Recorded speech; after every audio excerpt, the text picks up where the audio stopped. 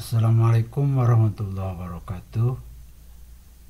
Ini adalah segmen serba-serbi terkait dengan belajar bahasa Arab yang dilakukan atau dalam pembelajaran bahasa Arab atau bahasa apapun di dunia ini berdasarkan hasil penelitian dan atau temuan tentang potensi otak manusia. Memang kecenderungannya untuk yang belajar bahasa itu biar lebih cepat atau lebih mengena, lebih enjoy anak mengikutinya, itu adalah mereka yang memiliki kecenderungan otak kiri. Karena salah satu kecenderungan otak kiri itu adalah kemampuan dan potensi pengembangan bahasa. Begitupun terhadap bahasa Arab.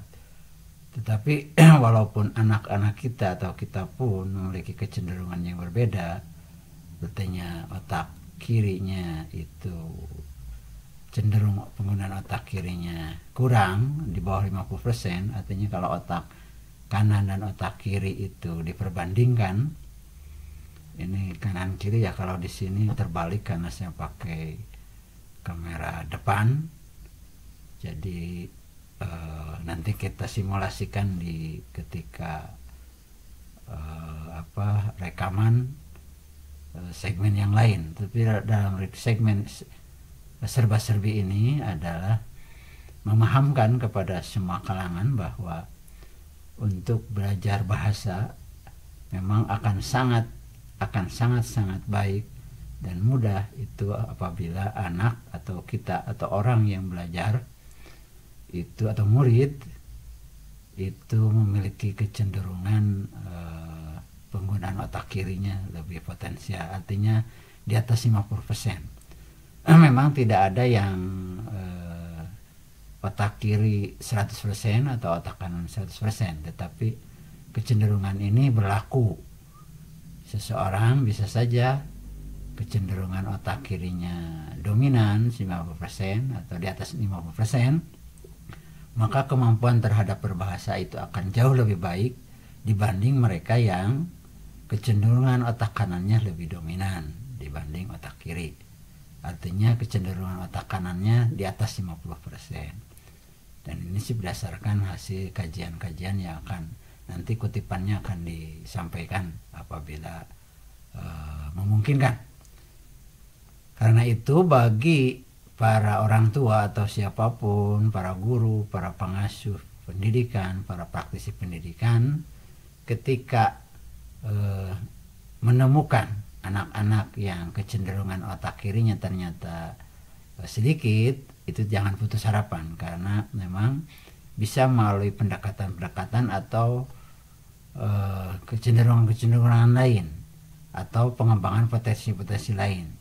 Seperti dalam belajar misalkan cenderung belajar visual karena dia cenderung alat bantu yang visual, atau yang analisa dan sebagainya.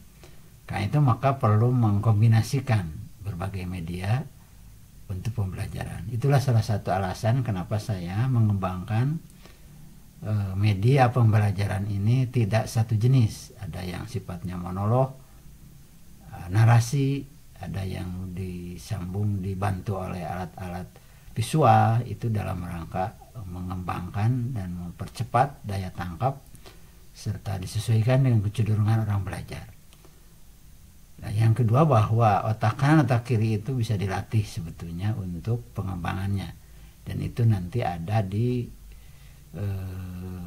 rekaman atau mungkin di beberapa channel ada yang sudah melakukan pengembangan untuk melatih otak kanan otak kiri yang secara teori tidak mungkin balance 50-50, tetapi paling tidak kalau seseorang memiliki kecenderungan otak kirinya lebih dominan, dia dilatih juga untuk pengembangan otak kanan sehingga bisa berimbang. Apa saja ciri-ciri awal orang yang memiliki kecenderungan otak kiri? Antara lain adalah kemampuan berbahasa.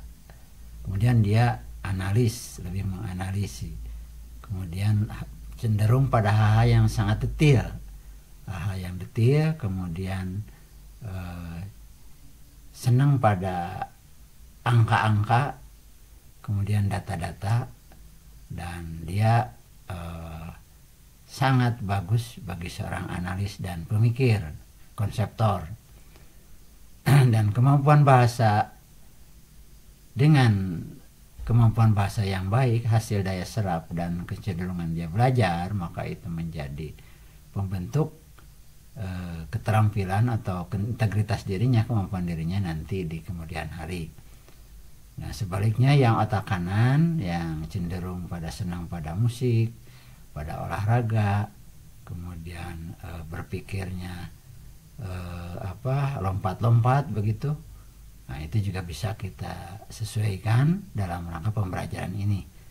Misalkan sambil belajar bisa sambil mempraktekkan hal-hal yang sifatnya kinetik, bergerak, atau yang bersifat dibantu oleh audio atau dibantu oleh alat lain yang bisa menarik kecenderungan otak kanan sehingga potensi penggunaan otak kanannya menjadi lebih baik.